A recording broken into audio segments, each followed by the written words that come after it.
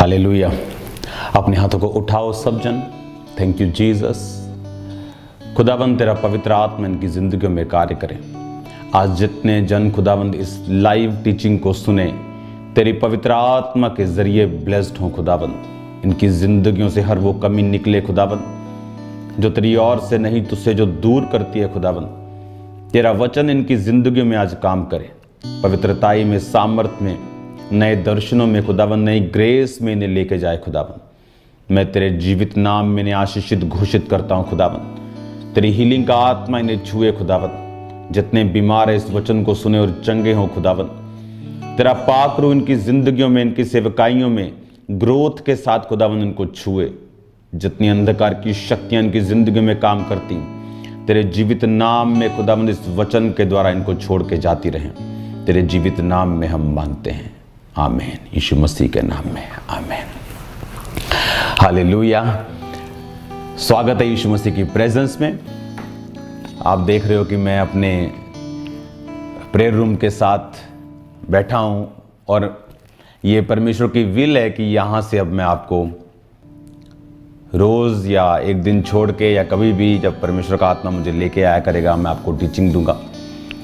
इसका रीज़न ये है कि सिचुएशन कोई भी हो आपकी लाइफ में, वो मैरिज ट्रबल हो, वो फिजिकल ट्रबल हो, वो हीलिंग हो, वो कैंसर हो, वो एड्स हो, वो फाइनेंशियल ट्रबल हो, वचन के मुताबिक हमें जो तलवार दी गई है, यानी वो वस्तु जिससे हम काट सकते हैं, जिससे हम डिस्ट्रॉय कर सकते हैं, और हम जानते हैं हमारी जो आत्मा की तलवार है, क्योंकि हमें शारीरिक तलवारें परमेश्वर ने नहीं दी हैं, क्योंकि हमारा युद्ध सांसारिक नहीं, हमारा युद्ध इस संसार का नहीं, हमारा युद्ध किसी मांस, किसी लहू से, किसी सिख से, किसी कैथोलिक से, किसी पेंटिकोस्टल से, किसी समाज से नहीं। हमारा युद्ध शैतान से, अंधकार की शक्तियों से, उन आत्माओं से बाइबल कहती जो आज भी लोगों की डिस्ट्रक्शन के लिए काम कर रही हैं। तो वचन कहता है आत्मा की तलवार लो। जो भी सिचुएशन में आप हैं, अगर उसके पीछे वर्ड आपको नहीं मालूम कि मुझे कौन सा वचन बैक कर रहा है और कौन सा वचन इस सिचुएशन के लिए हथियार है, तब तक आपकी जो जीत है, जो विक्ट्री है, वो सुनिश्चित नहीं है। एक व्यक्ति जो बहुत बढ़ा और एक व्यक्ति जो नहीं बढ़ा, उसका रीजन सिर्फ दृष्टि है, विजन है, आत्मिक समझ है कि उसको वचन की कितनी समझ है और वो वचन से किस प्रकार अपने उस केस को जो परमेश्वर ने उसको बढ़ने के लिए या ब्लेस होने के लिए दिया है, किस तरह से काम कर सके। स्तिफनुस के ऊपर जब पत्थरवाह किया गया तो उसने कहा, हे परमेश्वर मेरी आत्मा को ग्रहण करना। लेकिन जब पौलुस के ऊपर वही पत्थरवाह किया गया, और बाइबल कहती है वो इतना ज्यादा उस पे पत्थरवाह किया गया कि सब लोग उसे मरा समझकर, यानी उसका सिर फट गया होगा, उसकी बॉडी पे कई निशान होंगे, पूरी तरह से वो लिखा उसे मरा समझकर। जब कोई पत्थर मारता है किसी को, उसको मालूम होता है कि थोड़े सांस हैं या थोड़ा जीवित है, लेकिन उसे मालूम होता है कि मैं इतने मार चुका हूं कि ये मर चुका है। लिखा उसे मरा समझकर छोड़कर चले गए। लेकिन पौलुस ने अपने मुंह से एक भी बार नहीं कहा कि परमेश्वर मेरी आत्मा को ग्रहण कर, क्योंकि हम अपने मुंह के फलों को खाते। बाइबल कहती जो तुम्हारे मुंह से निकलेगा वही होगा। तुम्हारा जो मुंह है उसमें परमेश्वर ने ताकत दी है। और बाइबल कहती जब चेले पौलुस के करीब आकर खड़े हुए तो पौलुस उठ खड़ा हुआ और चेलों के साथ चला गया, और उसका जिक्र वो बार बार करता रहा। मैं पत्थरवाह किया गया, उसके निशान मेरे शरीर के ऊपर हैं, कोई मेरी देह के निशानों को तुच्छ ना समझे। तो वो सभी वही चीजें थी। उस वचन को मैं पढ़ना चाहता हूं आपके सामने, यशाया 54 उसकी 15, 16 और 17 आयत। अब समझने वाली बात यह है कि जब आप ये बात समझ रहे हैं कि मेरे जीवन में कुछ भी वो सिचुएशन चल रही हो, अगर उस सिचुएशन के विषय में मुझे वचन की नॉलेज नहीं है, अगर मैं फाइनेंशियल इशू से होकर गुजर रहा हूं और मुझे नहीं मालूम कि परमेश्वर का वचन फाइनेंस के विषय में क्या कहता है, तो आप सफर करेंगे, चाहे आप क्रिश्चियन हो, चाहे आपने पवित्र आत्मा को भी क्यों ना पाया हो। क्योंकि पवित्र आत्मा को पाने का रीजन फिर ये नहीं है, फिर उसका रिजल्ट ये नहीं होना चाहिए कि हम वचन में पीछे हो जाएं, क्योंकि वचन आत्मा की तलवार है कि आपने सब ताकत को ले लिया, आपकी बॉडी बहुत मजबूत है, लेकिन अगर आपके पास उस युद्ध में तलवार नहीं है, हथियार नहीं है, तो आप उस युद्ध को नहीं जीत सकते। वो पवित्र आत्मा का बपतिस्मा आपको आत्मिक रूप से मजबूत और दलेर करता है, और पवित्र आत्मा को जो वचन है, आत्मा की तलवार है जो, वो उस अटैक को जो शत्रु ने आप पे किया उसको काटने में मदद और सहायता करती है। अब जब हम इस वचन को मैं आपके सामने जब पढ़ूंगा, आपको इस बात की नॉलेज होनी चाहिए। पढ़ेंगे 5 आयत को और इसकी हम पढ़ेंगे 11 आयत को, जिसमें आप ये बात समझेंगे कि अगर मैं 5 आयत को पढ़ूं, तब तू इसे देखेगी और तेरा मुख चमकेगा और तेरा हृदय थरथराएगा और तू आनंद से भर जाएगा, क्योंकि समुद्र का सारा धन और जाति जाति की धन संपत्ति तुझको मिलेगी। उसने कहा समुद्र का धन तुझे मिलेगा, जाति की संपत्ति तुझे मिलेगी। ये किसके लिए है वचन? ये वचन उन लोगों के लिए है जिन्होंने परमेश्वर में अपनी लाइफ को डेडिकेट तरीके के साथ दे दिया है। अब जिस व्यक्ति को ये वचन मालूम है, वो इस वचन को क्लेम करेगा और इस वचन के जरिए परमेश्वर से उन आशीषों को प्राप्त करेगा और बढ़ेगा जो आम व्यक्ति या दूसरे सेवक नहीं कर पा रहे। और अगर मुझे ये वचन मालूम है तो मैं इस वचन पे प्रार्थना करूंगा, फाइट करूंगा और इस वचन के अनुसार चलूंगा। जैसे अगर किसी के पास कोई विजन है, वो विजन एक पास्टरल विजन हो सकता है, वो विजन एक सोशल विजन हो सकता है कि वो समाज की सेवा करने के लिए आगे आए। फिर वो बोलते हैं कि हम समाज की सेवा तो करना चाहते हैं, लेकिन हमारे पास पैसे नहीं है, मेरे पास फाइनेंस की कमी है, मैं कैसे ये काम कर सकता हूं? कोई भी काम इस दुनिया में फाइनेंस की कमी से नहीं रहता, वो स्पिरिट की कमी, समझ की कमी से रहता है। बड़े बड़े बिजनेसमैन जो इस इंडिया में आज नंबर 1 नंबर 2 पे हैं, 100 रुपए से 150 रुपए से बिजनेस शुरू किया था, तो पैसों से नहीं किया, योजनाएं, एक ह्यूमन योजना जो इतना काम कर सकती है। इमेजिन करो अगर ह्यूमन प्लस डिवाइन योजना मिल जाए, खुदा की योजना और आपकी योजना मिल जाए, तो सोचो वो सप्लाई जो परमेश्वर करेगा वो कितनी ग्रेट होगी। अगर एक व्यक्ति, ये वचन जो यशाया 60 का मैंने पढ़ा, ये उन लोगों के लिए हैं जो पवित्र आत्मा के अधीन हैं, जिन्होंने तौबा की हुई है और पवित्र आत्मा का बपतिस्मा पाकर एक जीवित चर्च के बीच में लगाए गए हैं और जिनका एक अच्छा अगुआ है। क्योंकि वो वचन जब परमेश्वर आपको देता है, वो उस तरह का एटमॉस्फेयर भी आपको देगा कि वो वचन आपकी जिंदगी में फल लाया जा सके। सबसे पहला काम जो आपकी लाइफ में होना चाहिए वो तौबा है, वो बैप्टाइज्ड है, बपतिस्मा लेना, और उसके बाद पवित्र आत्मा से भरना और वचन पे चलना और परमेश्वर के साथ रोज प्रार्थना में एक रिश्ता कायम रखना। और उसके बाद जब व्यक्ति उस पोजीशन पे चला जाता है और जब वो अपनी लाइफ में काम करना शुरू करता है, चाहे वो पॉलिटिकल कैरियर में है, चाहे वो फाइनेंस किसी भी बिजनेस में है, चाहे वो पास्टर है, अपोस्टल है, वो कोई भी है, फिर वो इन वचनों का यूज कर सकता है, क्योंकि बाइबल कहती तुम्हें धन की कमी नहीं होगी, मैं समुद्र का सारा धन तेरे सामने रख दूंगा। और उसमें लिखा कि परमेश्वर ने कितनी धन, कितनी संपत्ति आपको आपके विजन के लिए प्रॉमिस्ड की है, और वो अपने प्रॉमिस से पीछे नहीं हटता। पर बात ये है कि आज क्रिश्चियन प्रॉब्लम ये है कि मुझे, क्रिश्चियन को ये नहीं पता कि मुझे अगर जो विजन परमेश्वर ने मेरा है, जो मैं चाहता हूं, उसके लिए मुझे पहले परमेश्वर के साथ मेल मिलाप रखकर अपने विजन के मुताबिक उन वचनों को ढूंढना पड़ेगा और उन वचनों के अनुसार जिंदगी और प्रार्थना करनी पड़ेगी और उस तरह के अनुसार जिंदगी बितानी पड़ेगी, और फिर परमेश्वर उसी वचन को आपकी जिंदगी में पूरा करना शुरू करेगा।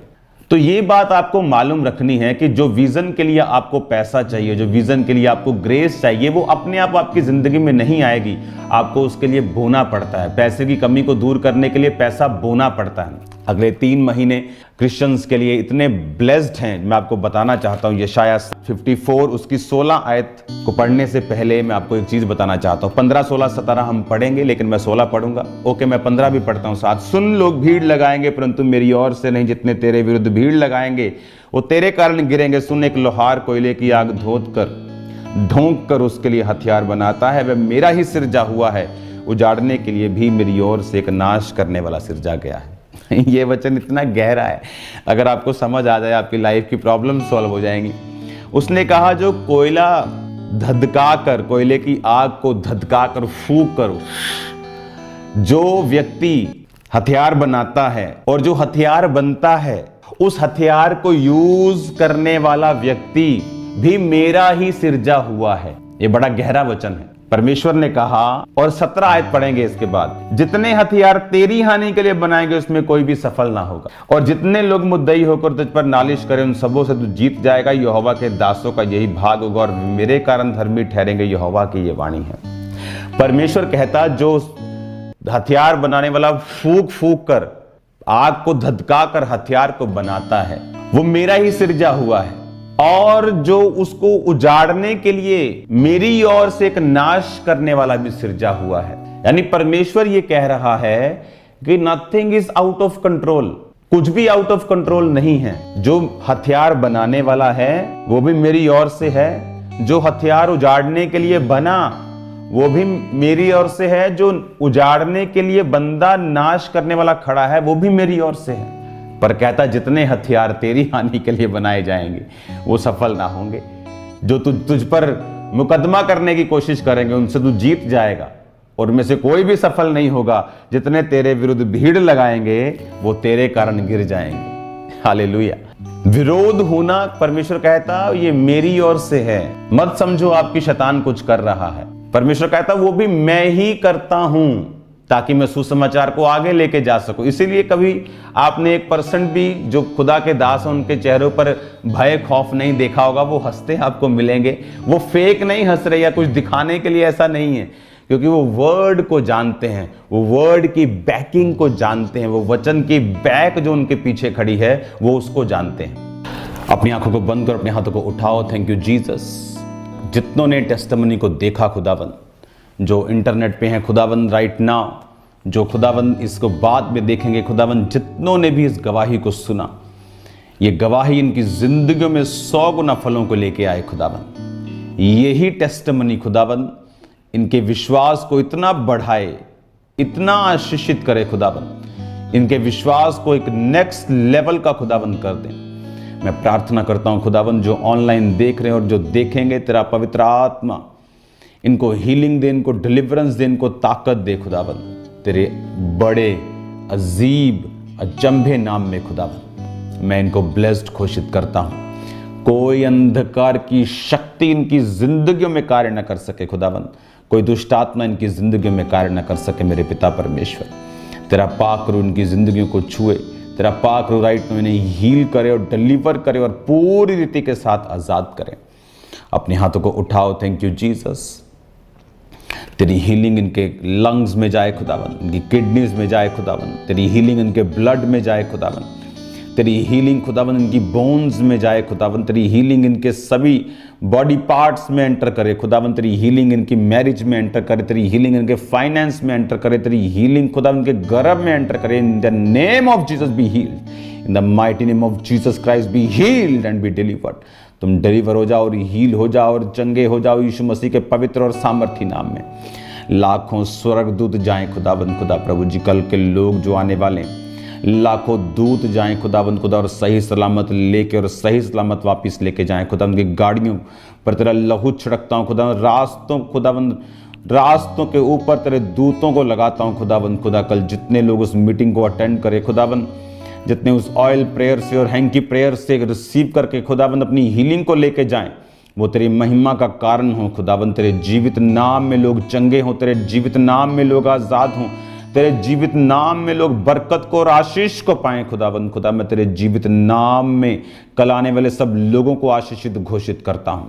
आज रात की प्रार्थना खुदाबंद जो प्रेयर माउंटेन से हम करें, तेरा पाक रूह अजीब और चंबी रीति के साथ कार्य करे खुदाबंद। तेरे जीवित नाम में मैं फायर को रिलीज करता हूं इनकी जिंदगियों के ऊपर, इनकी बॉडीज के ऊपर, इनके सिस्टम के ऊपर। ये सेम ना रहे यीशु मसीह के नाम में मैं आपको आशीषित घोषित करता हूं। ऑनलाइन देखने वालों के ऊपर ब्लेसिंग की घोषणा करता हूं खुदाबंद खुदा, तेरे जीवित नाम में मांगता हूं। आमीन आमीन। ये मीटिंग जो भी देख रहा है ऑनलाइन और जो बाद में देखने वाले हों, जब ब्रांचेस में ये मीटिंग चलें खुदाबंद, तेरे लोग बरकत को, हीलिंग को और आशीष को पाए यीशु मसीह के नाम में। आमीन आमीन। God bless you all. आप सभी को जय मसीह की दोस्तों, मेरा नाम है रोहित कुमार। आप देख रहे हैं द इशू इंस्पायर चैनल में आप सभी का स्वागत करता हूं। दोस्तों, आप सभी लोगों के बीच में लेके आ चुका हूं एक और अंकुर नरूला जी की सामर्थ्य से भरी प्रार्थना जो कि सभी मसीही लोगों को अपने जीवन में सुनना चाहिए, और परमेश्वर आपके जीवन के सारे दुख और तकलीफ़ों को दूर करेगा और परमेश्वर आपको आज़ाद करेगा।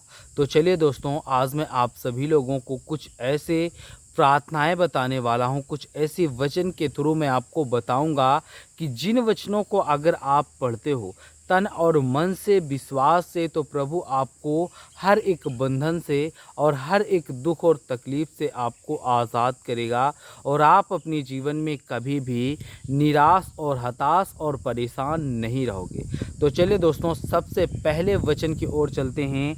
यहाँ पर लिखा हुआ है, पढ़ते हैं। मत्ती की पुस्तक अध्याय 7 से 24 में लिखा हुआ है, यहाँ पर पढ़ते हैं, जो कोई मेरी ये बातें सुनकर उन्हें मानता है तो परमेश्वर कहता है वह उसे बुद्धिमान और मनुष्य के समान ठहराता है, जिसे अपना घर चट्टान पर बना है। मेरे प्रियो, यहाँ पे परमेश्वर का वचन कहता है जो कोई भी परमेश्वर इस बात को कहता है कि जो कोई भी मेरी बातों को सुन करके उस बातों को मानता है तो परमेश्वर कहता है कि वह बुद्धिमान है। और परमेश्वर कहता है कि जिसने अपना घर एक चट्टान पर बना रखा है। और जो कोई भी व्यक्ति अपने जीवन में प्रभु के वचन को सुन कर के भी इग्नोर कर देता है तो प्रभु कहता है कि वो अपने जीवन में अपने घर को रेत के किनारे बना रखा है, नदी के किनारे बना रखा है। उसके घर में कभी भी आपदा और कभी भी समस्याएं आ सकती है। तो जितने मेरे मसीह भाई बहन हैं, मैं आप सभी लोगों से कहना चाहता हूं कि आप लोग विश्वास रखो, आप लोग अपने जीवन में परमेश्वर के वचन के तहत चलो। परमेश्वर आपको बहुत सारी समस्याओं से और बहुत सारी दिक्कतों से आज़ाद करेगा। और यहाँ पर पढ़ते हैं, लिखा हुआ है 25 में, यहाँ पे पानी बरसा और नदी में बाढ़ आ गई और आंधी चली और वेगपूर्ण उसके घर से टकराई, तब तो यहाँ पे परमेश्वर कहता है तभी वह घर नहीं रहा। परमेश्वर कहता है कि उसकी नींव चट्टान पर डली थी।